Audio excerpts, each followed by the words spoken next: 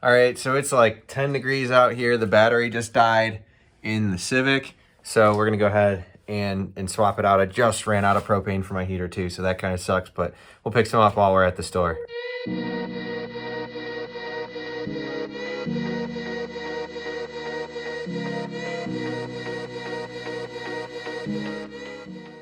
All right, we got the battery out right here. It looks like the nut that was on the inside here or whatever broke originally. This has been replaced, which is no big deal. I'm gonna leave that as is. This snapped though, so I do need to get another one of these. Somehow, for now, I'll probably just use a bungee cord, but I'll definitely make sure to buy one of those. So we're gonna go ahead and head to the store now.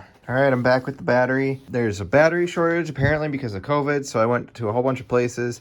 The cheapest place I could find one is Walmart for $140 because they're sold out of their like lower tier batteries. I tried Walmart, Menards, BJ's. If I would have went to AutoZone, I could have got one for $150 for their lowest tier battery.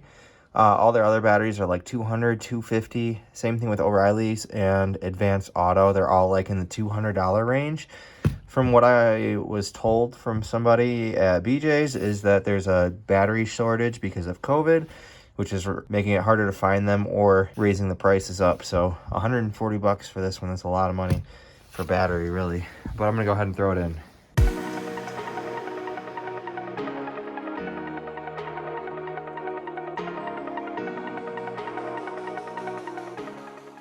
All right, the battery's in as much as it can be for now. I'm gonna go inside and try to figure out what to do about this. Either buy a new one or bungee it down for now, but I'm just gonna leave this as is for right now. All right, so I got this off eBay, the new battery tie down. This is supposed to fit this car. So I was thinking that it was gonna be kind of, you know, plug and play, where it was the same as the factory where it bolted up right here and then this side goes down. Because it does come with these guys, but there is technically only one spot for that to scoop through. You can see where my bungee cord is. On this side, there's no hole. So there is this metal plate way down here below the battery tray, and I lengthened this so that it can hook underneath that. And I think if this is tightened down, it should absolutely be fine. This will hold the battery down in place then. And I'll just, I guess, leave them not so great review, you know, saying it's for this car when it's actually not. But either way, I'm gonna go ahead and install this thing.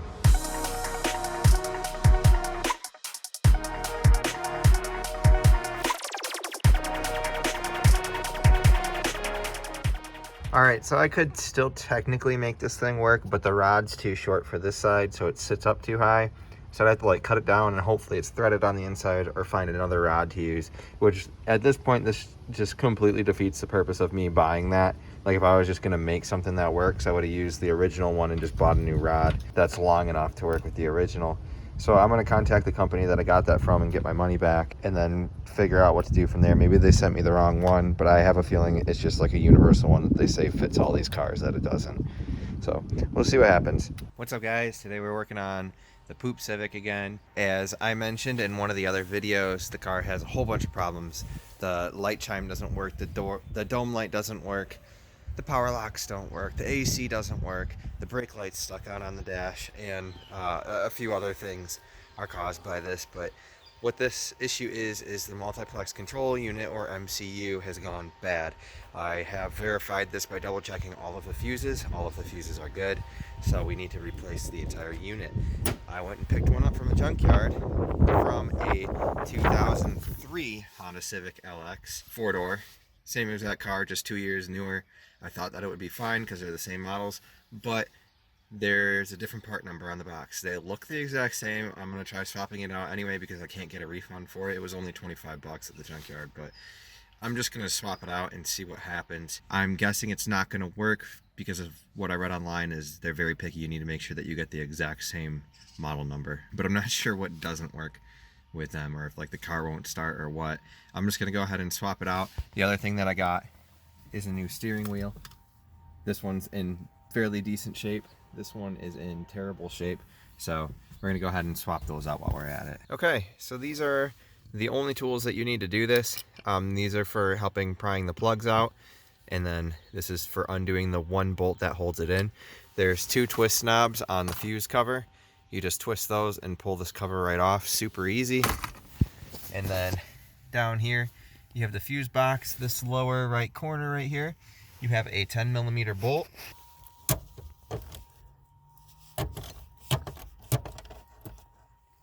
It does have a Phillips head on it too. You can use a Phillips screwdriver. Okay, so once that's out, this whole thing just slides down. And there's a bunch of plugs up there. We have to unplug all of them. Each plug has a tab on top. To unplug them, you just push the tab down. I like to use a screwdriver sometimes, and then you can pull on the wires. So you're probably going to need 2 hands. What I do is I push down on the tab with this little flathead, and then I take the big flathead screwdriver and I twist it down here and pry the plug out. It's a little bit easier than using just your hands because they're really close together. They're kind of hard to get to, and they don't give you a lot of slack in the wires. So I'm going to go ahead and unplug all of these. And you don't have to worry about where they go because they only fit in one plug each.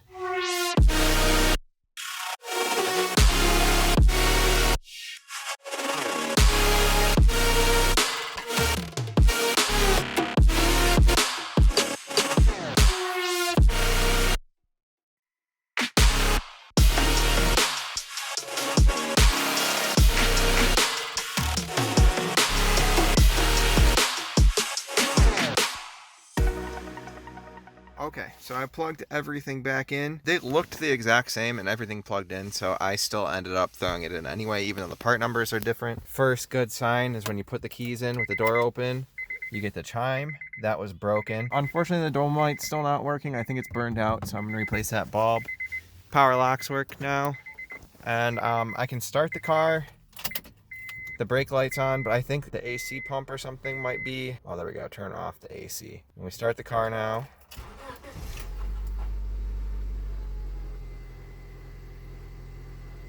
okay, so the car runs. The problem here is if we turn on the air conditioning. Oh, now it's working. I believe it was seized before because the belt was making noise. Yeah, here we go. Now the belt's squeaking. So we do have some problem there that I got to figure out. But if I turn the AC off, it should hopefully stop.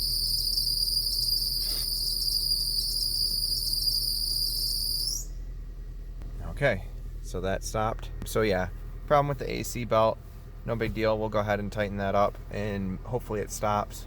Might end up having to replace the compressor just because the air conditioning, as far as I know, hasn't worked in years because of this issue. This is really exciting. But now I'm gonna take a look at the air conditioning thing. I'll give you guys an update and then we'll put the steering wheel in. Okay, just a little update. Actually, I don't know if this is gonna work now, but it started working. Turn on the air conditioning. The AC is on, as you can see by the green light, and the belt stops squeaking. We'll see if it starts doing it again. But the air conditioning is definitely working. There, we got a little bit of belt squeak. Maybe we just need to go ahead and tighten that belt up. It stopped squeaking the way that it was, which makes me think that the compressor got a little bit easier to turn. It was probably just slightly seized from not being used for so long, and now it seems to be okay. There's cold air coming out here, which is awesome. But we're gonna go ahead and turn off the AC and go ahead and put that guy back in. So I have other really good news. This gas cap right here, I thought that it was broken. So if you push in right here, this is how I have to open it, like that. So I mean, broken, right? It's missing the spring right here, but I picked one up from a junkyard that pops this out. But this piece was missing. I assumed that it was broken, but after pulling back this carpet and finding it, it's perfectly intact. The tabs are still on there and everything, so I'm just going to go ahead and pop it back in, and it should be good to go, unless the cable is broken, but the trunk release works, so I don't think that the cable is broken. So I'm just going to go ahead and push this back in and put the spring on there, and we'll see what happens. Okay, gas cap is back in place right there.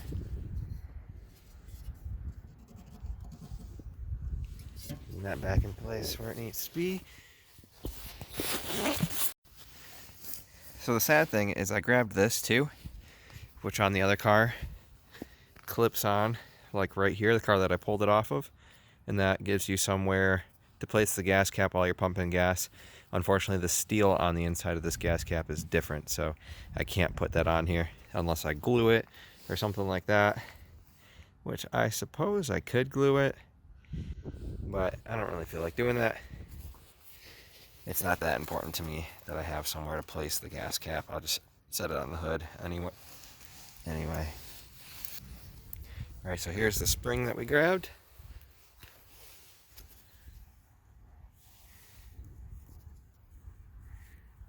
Which just pops on like that. And that is what springs the gas cap open.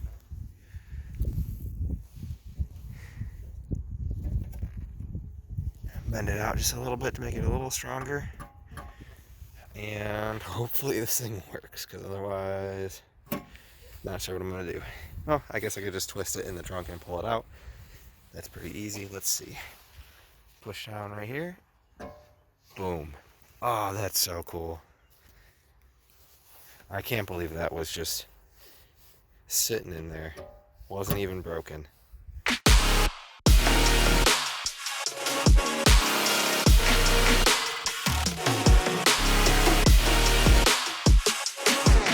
Okay, that's back in now. I should have absolutely disconnected the battery before doing that whole entire thing, but I didn't because I'm stupid. Anyway, but now we're gonna be messing with the airbag, so we have to disconnect the battery, otherwise you could end up really hurting yourself.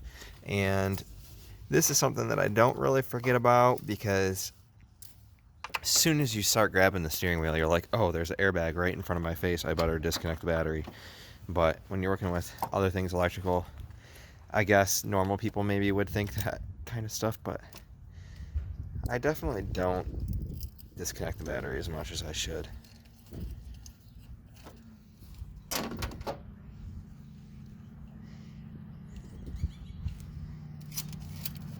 There we go, easy peasy. We're gonna want to leave that disconnected for about 15 minutes before we start working on the airbag. In the meantime, I'm going to take out the 2 screws holding in the cruise control on the side,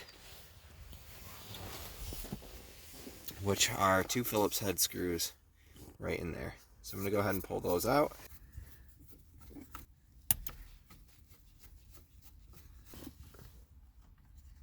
So that's super easy. This comes out, and then on the inside there's a plug here. There's a button on the other end of that green plug, just like there was on all the green plugs down there.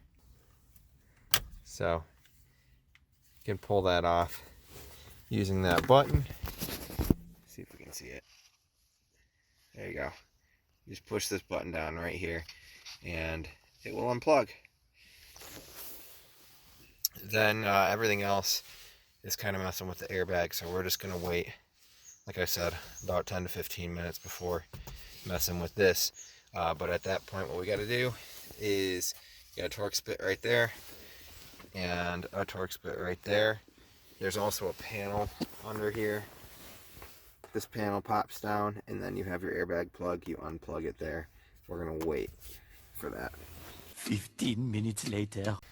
All right, so we are going to pull off this cover right here on the bottom of the steering wheel.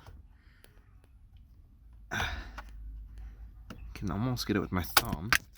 There. Didn't even need a screwdriver. Didn't break any clips either. We're all good. This pulls out.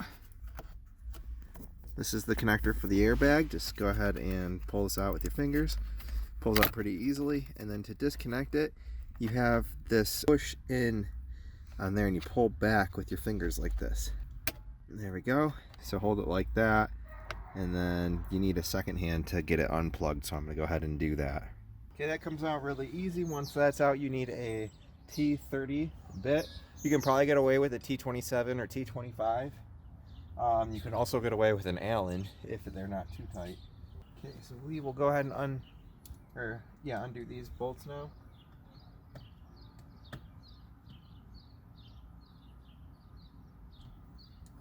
These ones were on there pretty tight. No way you were undoing this with anything but a Torx bit. On the car that I pulled the steering wheel off of, they weren't on very tight.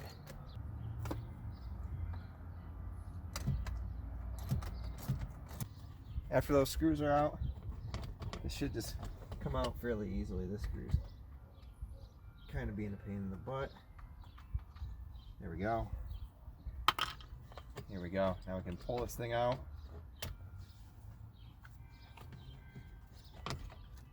Just like that.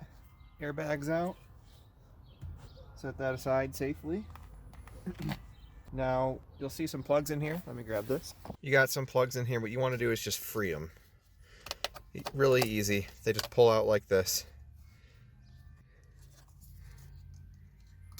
Just like that. This one is for the horn. It's connected. What you got to do is push down on this tab and then pull down. I'm going to need 2 hands to do it, maybe. Let's see. Yeah. So don't pull from the wire right here. You'll rip it out. What you want to do is just push on this tab and then pull down like that. I need 2 hands, but this will just come out right here and right here. Just like that. So then these will be free and the steering wheel can come off. Let me go ahead and take that off. And then what we want to do is make sure the wheel is centered, because the other steering wheel has to go back on the exact same way. Right now, my alignment's good. My steering wheel is straight. If your alignment is off, you want to make sure that you put the steering wheel on, the new steering wheel, the same way that you took the old one off. So if your steering wheel is crooked because your alignment's off, you put your steering wheel on crooked again because your alignment's off. You should get an alignment to correct that, not just put your steering wheel on straight. So let's go ahead and get this off and loosen this bolt up. Okay, this guy's off. I'm gonna go ahead and throw this back on. This center bolt is a 19 millimeter. You're gonna need, actually, I want an extension. Okay. So what we want to do is hold the steering wheel from spinning. You can use the steering wheel lock for this if you need to, but seems like I'm gonna need to. So just turn it this way till your steering wheel locks. Jeez, why is mine not locking?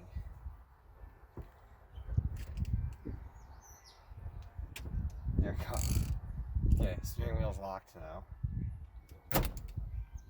Alright, the bolt's loose, so it's really important that you recenter your steering wheel.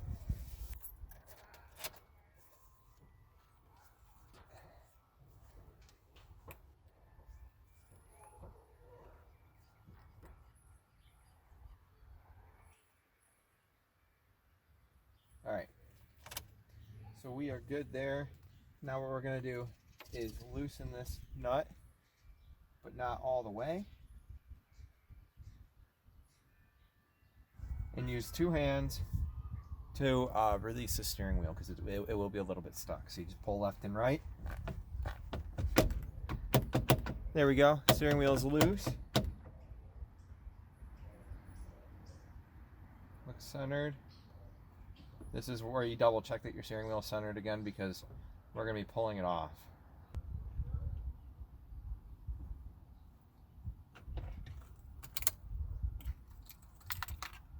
Alright, now we can go ahead and put the new steering wheel on.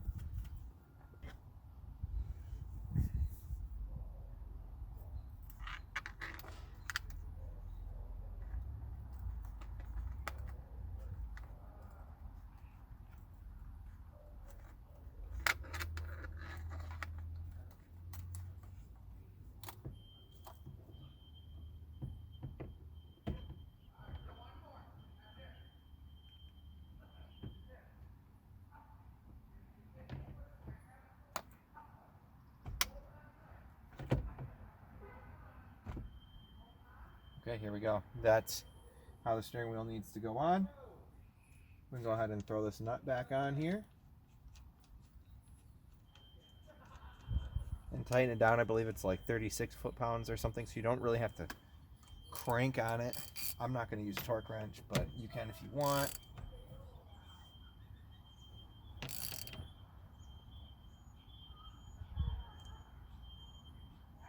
That's more than enough right there.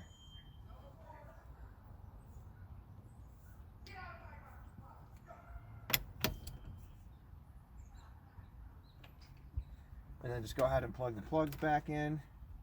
I kind of remember how they went.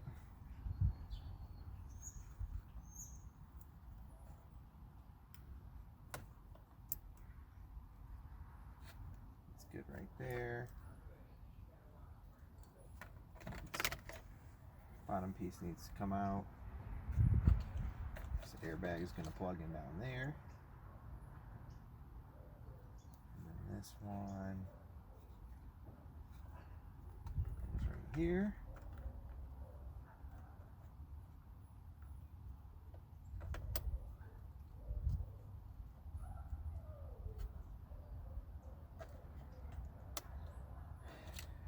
Which put everything back in reverse order, so now we can go ahead and slide the airbag back in.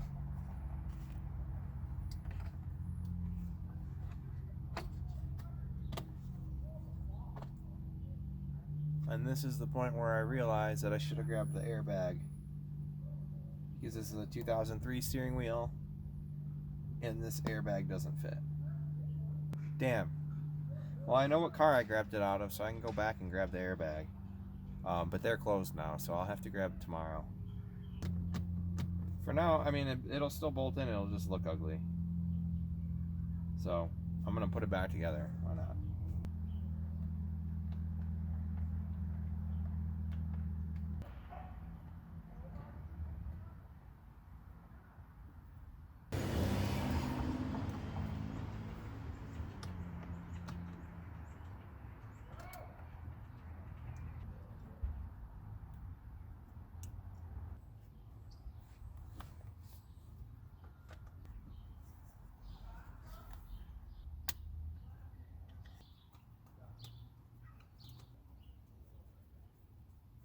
Alright, and that's really it. Looks like crap because 2003 and 2001 have different airbags. Didn't know that. They're like really similar steering wheels, as you can see. But I guess they are different enough. That's funny. They're so close to being the same steering wheel. Oh well. I'll get the other airbag tomorrow. That kind of sucks. That's gonna make the steering wheel more expensive, but whatever. Just to show you that I did end up going and getting that airbag. That kind of sucked a little bit just because it was an extra $40 where the steering wheel itself was only $10. But I mean, it looks so good. It's in really, really good shape. So that's something that this car definitely needed pretty badly. I'm gonna stop the video here. That video ended up going on much longer than I thought it would, but I got a bunch more Civic stuff coming up. I'm actually, you may have noticed it hasn't been like a month. It's been about a month since I posted. I'm actually in the process of moving right now. I'm buying a house, so it might be a little bit of a gap before the next video. I'm going to try to keep them pretty steadily coming out, but I am going to make a video of my new house before I post the rest of the video, so it's going to kind of be a little weird.